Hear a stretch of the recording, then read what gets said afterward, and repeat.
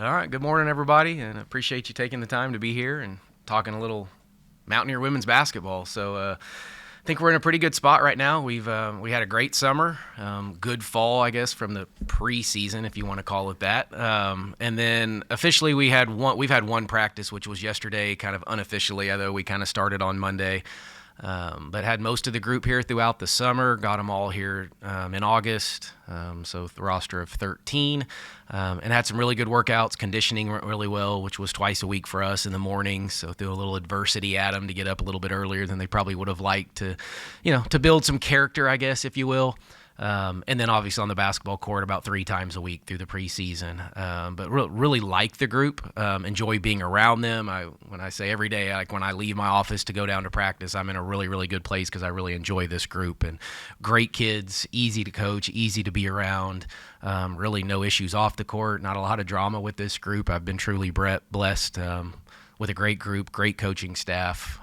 Family got settled in here once school started, so feel like we're in a really, really good place right now. Excited for the season to get going. We do have one of those closed scrimmages October 15th, so that actually is creeping up really quick, and that kind of hit home a little bit. And then Big 12 schedule got announced, I think you saw the other day, and we're about to do the preseason polls and all that kind of stuff. All conference team comes out, so it starts to get real here pretty quick. But yeah, excited for where we're at and excited to see what comes from this season.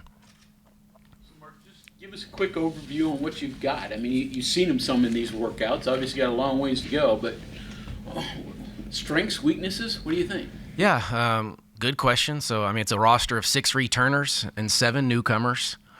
We're going to rely on those veterans, I guess, probably quite a bit, but then we definitely need some of the newcomers to step up. But there's a lot of players that have done it and had success. So, of course, it starts with J.J. Quinterly and an all Big 12 kid, and I think she's going to have a better year even this year than she's had. I've kind of challenged all of the returners. They need to be the best version of themselves this year for us to achieve the things that we want to achieve.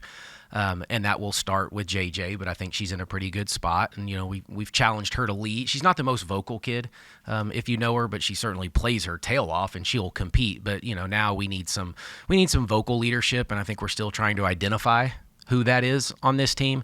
And I don't know how vocal she will be, but I think if we can get that out of her, that would be great for us.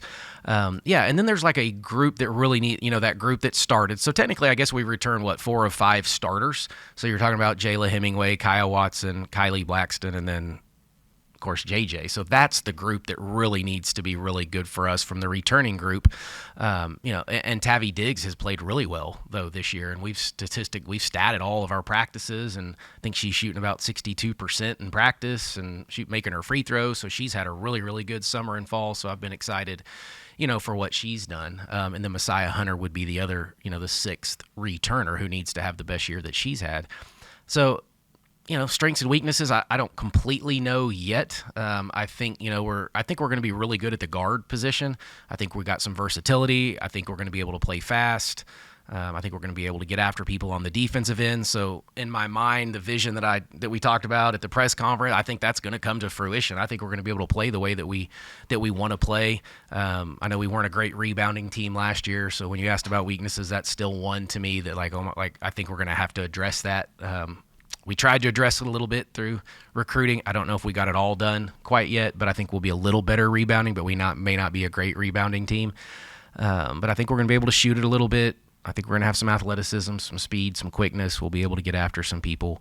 But then we need the new kids, right? So Jordan Harrison, Lauren Fields, Tirza Moore, like that group, Danelle, Shayla. I know we just need those kids are going to have to play and be really good for us too, to just create some depth. We don't have a ton of depth. We're waiting on a couple waivers as well, like the men's team. So we need a couple of those to come through, to kind of add to the depth. But no, I have the vision, and it's been nice to have the summer and the fall to kind of see that I think it can come true. Who are you waiting on? I know a Holzer and Shayla Mosbury. Are you Mixing and matching a lot right now, just trying to see who works well, and kind of stat it and chart it. Yeah, it's been all mix and match. I mean, we really haven't put like a starting group together, so to speak. I mean, now they may accidentally kind of get there, and every day I just change the teams though. So this isn't and I'll do that all year too, except for a few practices a week where we may put the starting group once we figure out who that might be. And you have ideas as a coach. I haven't led on to that at all, and I don't want the kids. I don't want to do that yet anyway. And I told them all summer, I was like, guys, show me whatever you got. Be the best version of you. So like Tabby Diggs, for instance, played at TCU, transferred from TCU, and averaged, I think it was her sophomore year, 9.6 or 8 points and 6.5 rebounds, something like that in the Big 12. I was like, Tabby, let me see that version of you. Not the West Virginia version of you a year ago. That wasn't good enough, but I know that it's in there. And so I've really just tried to allow them to completely showcase, and some of that was good and some wasn't, but the part that wasn't good, we had it statistics to it, and we could go back and say, hey, look, here's an area that you're not quite efficient at. Let's help you get there. But until we get there, let's maybe have a different role for you. And so we've been able to talk through a little bit of that, and we're doing that more and more now as we've gotten closer to the season. You come in, late April, early May. Can you talk about building the relationship with JJ? And was there ever a moment where she was thinking about maybe transferring, going somewhere else? Did you have to kind of re-recruit her, sell her on you? The early stages and how it's kind of blossomed over the time you've been here. Yeah. Yes and no. I mean, no, there was never a she was leaving discussion or anything like that with me. Now, you could ask her and get her mindset, I guess. But no, of course, I was re-recruiting her, but that was all of them. You wanted to keep that core group. When I got here, essentially, there were 6. There was a roster of 6, and we were able to keep all 6. So I've kind of joked that was like win number 1 was keeping those 6. But that was a good group, and like I said, 4 of the 5 starters. So that was really important to keep the group. Of course, JJ being a big piece of that. But no, she's been fantastic. We've had great conversations. Through it, and I think she's all in. She loves being here. She loves West Virginia, Morgantown, loves being on the women's basketball team here. I think she really has some goals to be, legit goals to go down as one of the greatest players that's played here in the school's history, and I think that's really important to her to achieve those things. So I think she can do those. I mean, she's excited where she said something, Coach, we put the press in the other day, and I was setting it up, and she's like, Coach, you're going to let me press, right? And I was like, yeah, we're going to get after it, but one of her goals is to be the all-time steals leader here, and she was pretty open about that, and she has some other goals too, but that was one of the ones that she gave me last week when we met, and so obviously us pressing and playing the way that we do will probably allow her to get a few more steals. But yeah, it's just me painting a picture and a vision and hoping these kids buy into that, which they have done, and JJ's been right at the front of it. So JJ, not the only one. Like you said, 6 returnees. I guess the expectation is most of them are their 3rd coach in 3 years. I'm going to find someplace else. What, your expectations coming in, and you even a little surprised you were able to hang on to all of them? Well, yes and no. I mean, some of them really didn't have their transfer with immediate eligibility, so they couldn't really go any. I mean, they could, but they would maybe lose the year or have to sit. So they didn't all have that option either. But yeah, you're always, I don't know if worried's the right word, but that's a possibility when you take over. And yes, being the 3rd coach in 3 years isn't an ideal situation, but I've been really, really pleased with that group of 6. They have been fantastic since I've been here. Great kids, come from great families. Like I said, easy to coach. So it has been true. It's been seamless. This has been as seamless. I think this is my 5th job that I've taken over, and this has been the easiest transition of any of them from that standpoint. Any concerns with JJ, her aggressiveness? If you watched tape last year, she got a lot of fouls away from the basket, and she wants to be the steals leader, all that. You have to kind of channel that a little bit. You do, and so I met with each kid individually a week ago, and we went through just basic, tangible, on-the-court goals, and fouling came up in our conversation. And so, yeah, she did you had a tendency to foul, and, it's really just the timing of the fouls, because I don't want to take away her aggressiveness. That's what makes her who she is, and that's how she plays. But what you're talking about is, you can't have 2 fouls in the first 4 minutes of a game like that. Yeah, that can cripple you a little bit, cripples our team, coach, but then it's is that foul trouble though? We can go through that and we can talk through that forever. Is 2 fouls foul trouble? Is it not? Some kids can play with 2, some can't, but I think she's growing up. She, talked about that she got better as the year went on. So Jordan Harrison for me at SFA last year was the same way. She was fouling everybody early in the year and wanting to pressure, and they're going to play a little bit alike. But she got better as the year went on. So it's just teaching them, how to play, quit using their hands so much, use their feet a little bit more. But yeah, JJ's as quick and dynamic guarding the ball as any kid I've coached. The full court press, is it a fascination with you, or is it just your system? And can you kind of talk about, where you picked it up and your belief with it? Sure, yeah. No, I'll give you the historical rundown if you want. I mean, it started when I actually first got the job at Fort Lewis College back in the day, Division II. My very first year, I think we had a roster of 9 kids and really 7 that could play.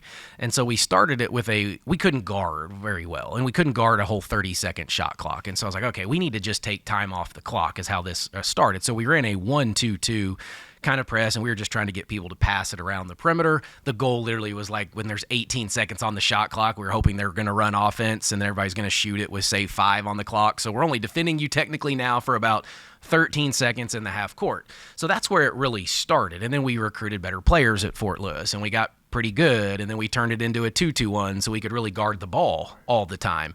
And then over years, yeah, it's just... And I told the kids yesterday or a couple days ago when we really started putting this in, I was like, this will take on whatever identity you want it to. So I teach it a certain way, but then each team's identity, right? So if we really want to get after you, we can. If we could pull everybody up and make it almost look like a full court man. So we can really mix and match that press based on the skill set of each team each year. I imagine this team, it looks like, is going to want to kind of rev it up a little bit from what I can already tell, and we're only a couple days into really putting that in place. But that's really, it originated there as a slow you down. We can still run it that way if we want to, and that's what I do like about it. If you're playing somebody that wants to play really fast, like we can run it as, a press just to make you take time off, or if we think you have some vulnerable ball handlers, then we're going to come at you a little bit. So allows us to play multiple ways. I'm big into that. I think you got to have I don't want to just be an offensive coach or just a defensive coach or only win high scoring games or low scoring games. Like, let's be able to grind out a game if that's what it requires, or if we need to score some points, let's figure out how to put the ball in the net. What kind of impact does pressing have in the women's game? I mean, obviously the men's program kind of caught fire with their press a few years back. But I imagine there's maybe a different kind of impact pressing in the women's game. Yeah, well, I mean, I think the 2 weakest skills in women's basketball are passing and ball handling. Passing is still now probably at the top. It used to be ball handling, but they all have these trainers now, right, that they work on that ball handling a ton and maybe almost over dribble it. But pressing is one way to take advantage of those 2 weakest skills in the game. So that's really, we don't do it just to do it. Like, there is actually a rationale behind it, and that's really what it is. And the same thing, we'll play more zone than most teams probably because of those 2 things. Where we don't pass particularly well in our game, so how do you take advantage of that? We'll take away lanes and play some zone and be active with it. And so we'll turn people over the most in our zone than we will in the press and probably even man defense historically over my career. Scheme moving up to Power 5 level, or basketball, you guys going to do what you do? I'm going to go with basketball's basketball. I'm going to do what I do until somebody proves that I can't do what I do. But we've played at SFA, we played Power 5 teams and, had success. We played North Carolina in the NCAA tournament and, had a lead with a few minutes to go. Lose to Georgia Tech in the NCAA tournament, playing the exact same way with not quite as probably bigger as athletic kids. So that's what I've said from the beginning is allow us to recruit to the brand and see if we can't get some, really, really good talented players and put them in a system that has really worked really well in my career. And let's see what that looks like. But until somebody proves that this isn't something we can do, we're certainly going to stick with it. Can there be offense out of this defense? Oh, absolutely. Yeah, there should be. I mean, yeah. Oh, yeah. And if you're going to play that way, then you need to create some offense from the defense. Otherwise, it's not probably worth doing. So, how many points a game, I don't know. But, a couple of my coaches that haven't been with me after we kind of started putting it in were like, no, I could really see us getting 9 to 12 points a game off of, just straight steals. And so that's stuff we talk about, right? Steals versus turnovers. Turnovers allow them to set their defense. Steals are open court. That's typically a numbered advantage for us. So, that's something we track pretty closely, and we'll monitor as we go. But, yeah, we definitely better be creating some offense from that defense.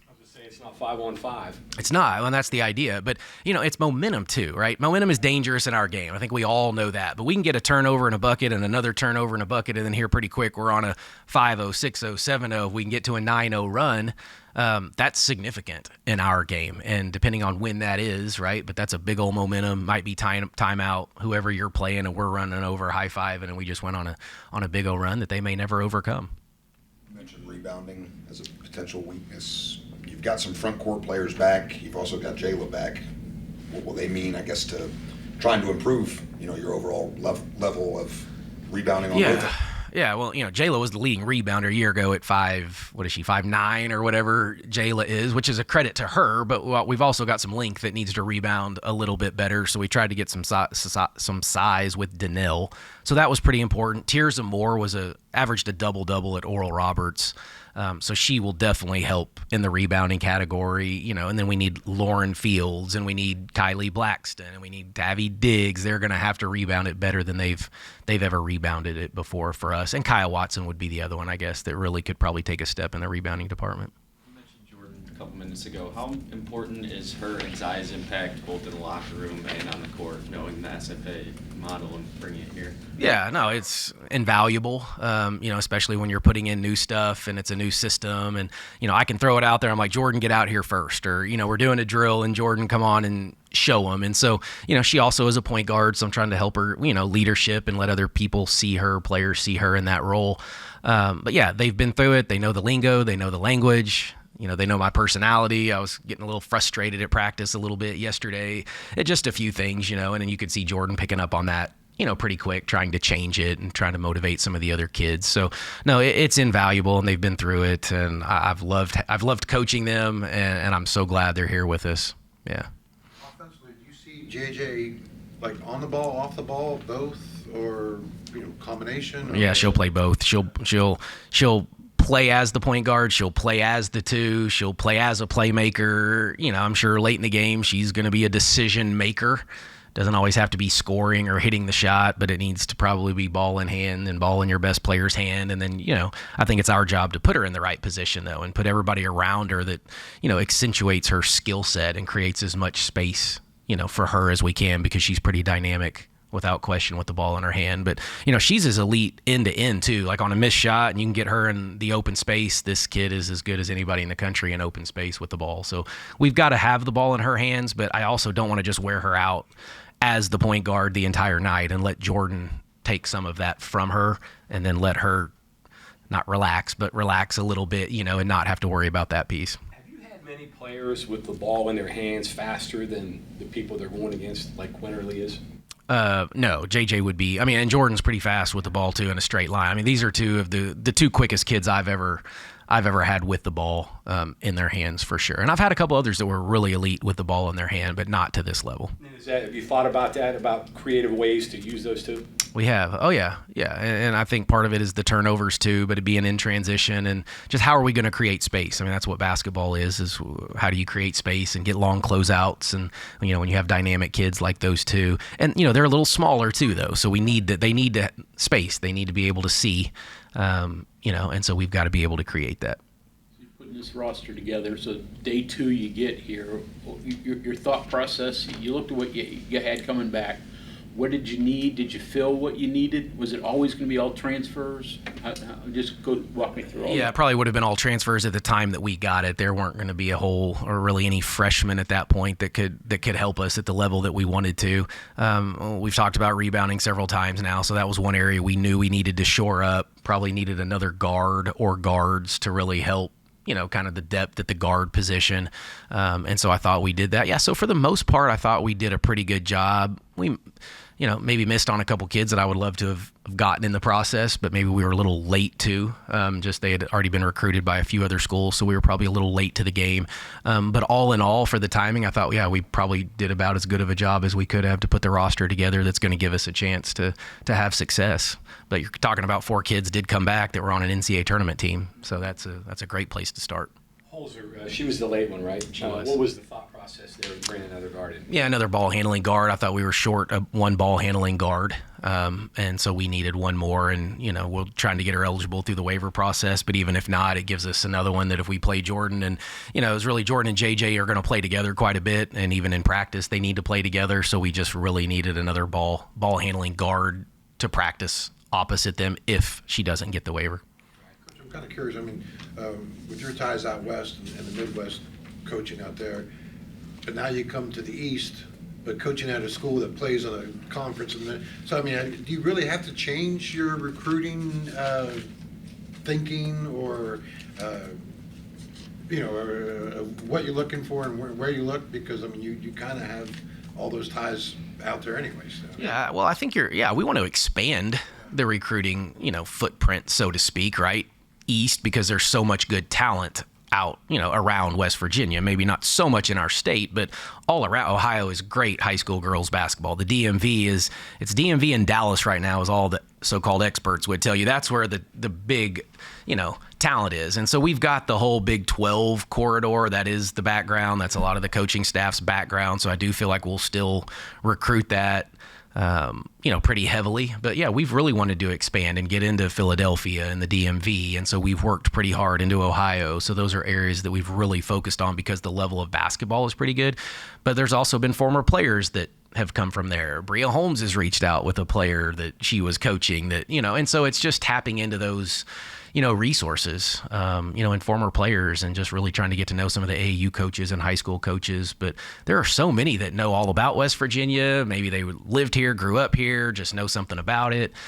So it hasn't been overly difficult necessarily, and they've been very receptive to us. But it's more expanded, I guess, than change it. I was going to say, like Philadelphia, I mean, that's probably an area, I don't know if you've ever recruited out of there before, but I mean, it kind of, a new experience, I guess, in that. No, it is. Yeah. No, I have not. I've never had a Philly kid before. Haven't really recruited that a whole lot. But like the Philly Rise is the AAU team on the women's side that Kevin Lynch runs that program and does a phenomenal job at all of the different levels. And so it's been fun watching that group and talking to him and just trying to get, a great feel for, what that looks like. And it's been the same in Ohio and, like I said, the DMV and all of those areas too.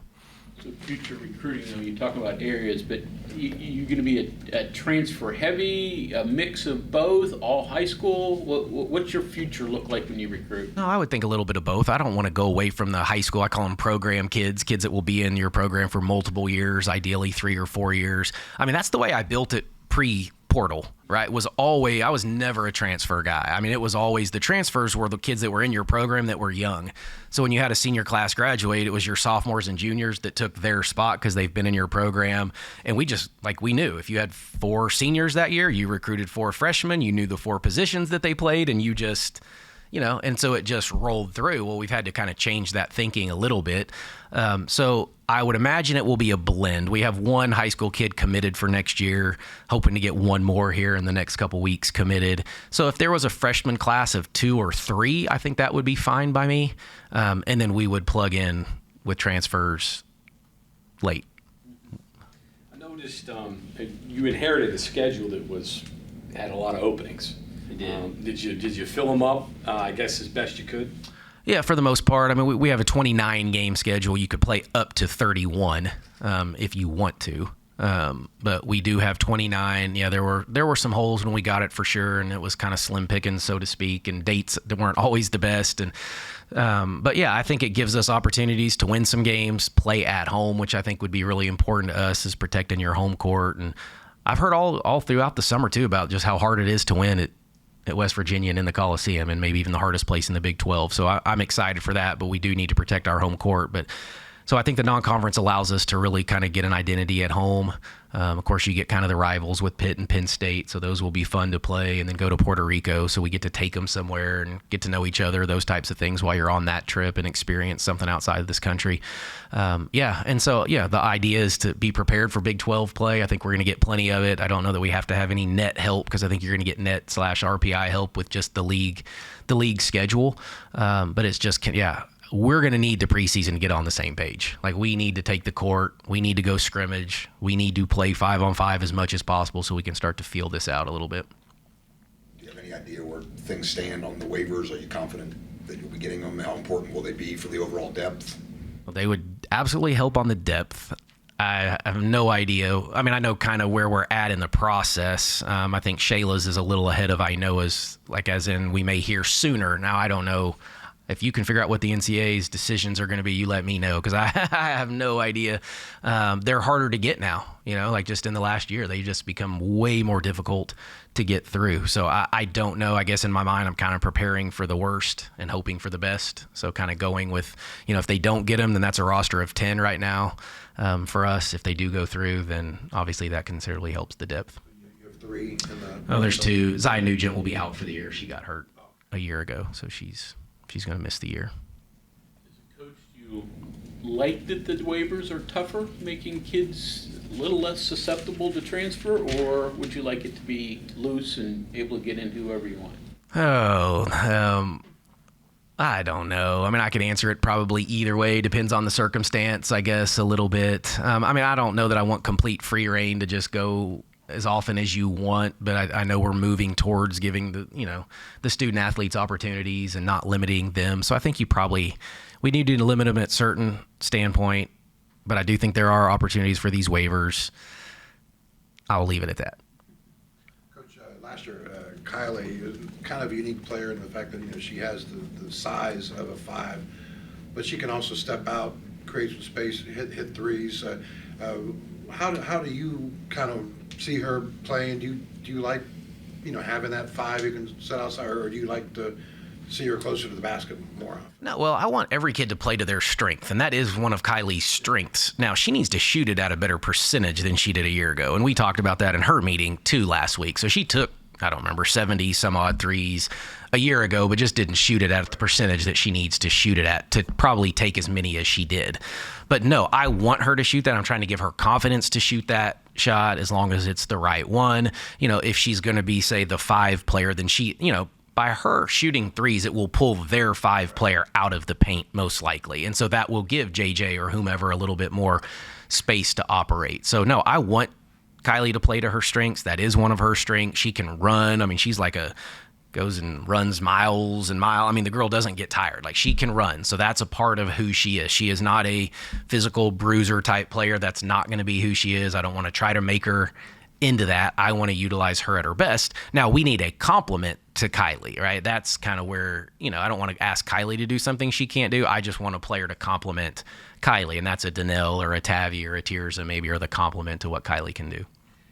Does Watson fall in that category? I mean, mechanically, she shoots it well. It just hasn't showed up in the games, right? Yeah, no, she falls in that category. No, and you're exactly right. If you watch Kyle Watson shoot the basketball, it is simple. It's what you want. The release, the rotation, all of that is really good. She did not shoot it at the level that I think she's probably capable of shooting it either. We weren't a great three-point shooting team last year at all, and so we need to get that. We got to shoot it at a much better clip, which I think this group is capable of doing if we'll take the right ones. But it won't be tons of volume. I mean, there'll be volume, but we're not trying to go shoot 1,000+ threes next year, as a team necessarily. But we need to shoot it efficiently.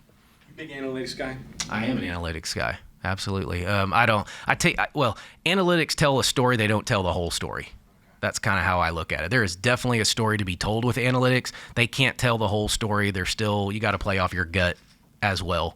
But no, I'm an analytics guy. Coach Carter on my staff's an analytic guy. I think Coach Grant kind of likes it too. So yeah, we're feeling analytics, but 100%. And we're getting more and more, we got more software companies coming out, providing analytics for us. We can get reports right after the game now that give us every breakdown you could possibly want on the game. So yeah. Coach, I'm just kind of curious, have you ever been in a situation before where the women's basketball coach and the men's basketball coach are both starting new at the same time? Or? I have not. So it's kind of a unique situation. I mean, have you talked? You and Josh kind of bounced ideas off at each other? Or? Yeah, we have talked for sure. So Josh's son and my son are the same age and on the same golf team and the same basketball team. So Josh and I see each other quite a bit, to be honest. And that's been fun, getting to know him and his family. And I think our wives went to coffee one day or maybe a couple days now, so that has been great. Not even because we're the head coaches, just because of our children and their ages and how that's aligned. But so like basketball talk, not a ton. Life talk, being at West Virginia, program taking over. Yeah, those conversations happen quite often. But he and his staff have been awesome. Like the chemistry and the connection between both programs is as good as any that I've had good ones. I haven't had very many bad ones, but there can be some of that women's basketball, men's basketball battle a little bit. And it has not been that way at all. They've been tremendous. It's been great. It's fun to come into the building every day. I got a couple background questions, but I didn't want to hog it if you guys are done with it. Okay.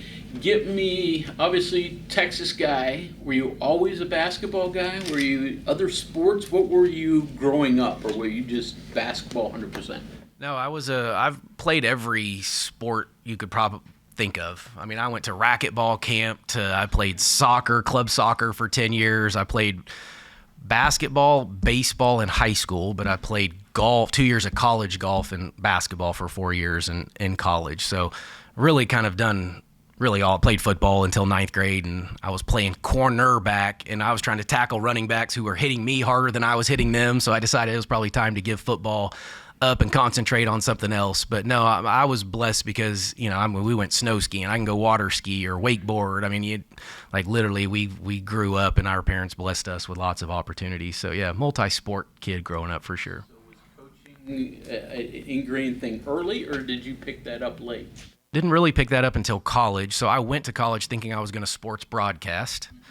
Did an internship my sophomore year at the TV station, and that internship consisted of me basically coming up there on whatever nights we were playing high school sports and taking in scores. So you can imagine in Texas, high school football, I'm there at 10:30. I'm in college, typing in scores so they could, show it at the 10, whatever, would it come on at 10:25, I guess, sports comes on. And most of my friends were not working at 10:25 as a college student, right? And so I just wasn't really, and I don't know if that's exactly why I didn't love it or not, but I really thought that's what I was going to do. I announced our high school football games in high school, so I really thought I was on that track, and then really got through that experience and just decided that's not what I wanted to do. And the women's coach at Austin College, I played at Austin College, which is a Division III school.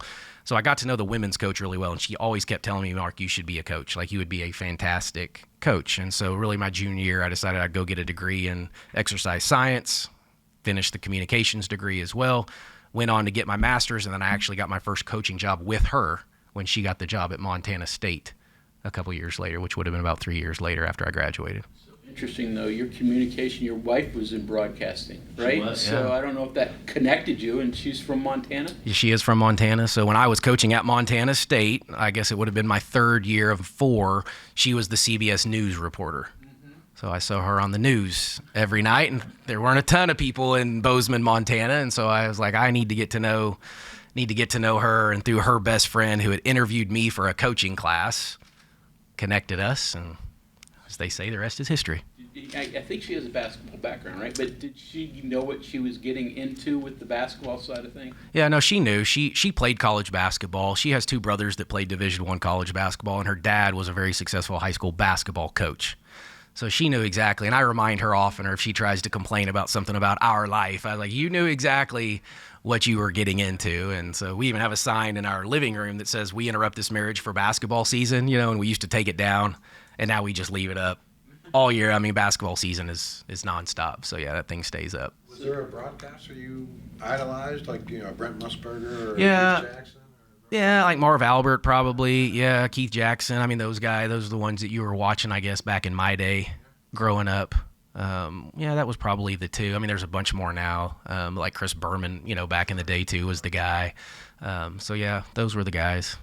Your kids, though, I mean, you see, kids are going to go one way or the other. They're either going to hate what you do and not want anything to do with it. Obviously, yours have gravitated to basketball. How have they grown with this? With the move or just... No, just them in basketball. Oh, basketball. From day one. I mean, they're probably infants and they've got a ball in their hands. Yeah, no, they've just been in the gym. I've never pushed them. I just want, I want them to be successful at whatever they do. I don't care if it's a sport or not. They have gravitated to that. They were in a gym. I remember they were sitting on, you're not supposed to sit on a basketball, but my little kids would be sitting over there when they were 2 or 3 just watching practice. And then really the irony was they would go home and I wouldn't say a word to them about practice, and they would start asking questions about the practice and things that they picked up on I never would have thought a young kid would have picked up on. So we started to see pretty early that they were into it. I mean, my son, he would dress up in suits, like me. You know, we were wearing suits back in the day, so he'd come to the game and he'd have a full suit, tie, like looking like his dad. I mean, that was pretty important to him. And then my daughter, of course, had, you know, they're about 22 months apart a year in school, but she always had the built-in older brother to go play with and, you know, compete with. And so she got the upper hand, as most younger kids do, as the older one has to go through it. But I mean, my son could give you every stat from every team that I've had. And, you know, I mean, he is just in the know. He's our commissioner of our fantasy football league. I mean, he is just, that is him through and through. But they've been ingrained in it, but I never want my job to, you know, be the identity of our family. And so I've really tried to separate that, you know, that I need them to have their own activities, not miss stuff because they're coming to a game or those types of things. And I think we've done a really good job of, don't let my job define our family's success, happiness, those types of things. And we've been fortunate to have a lot of success, but I don't want my kids to be defined by that.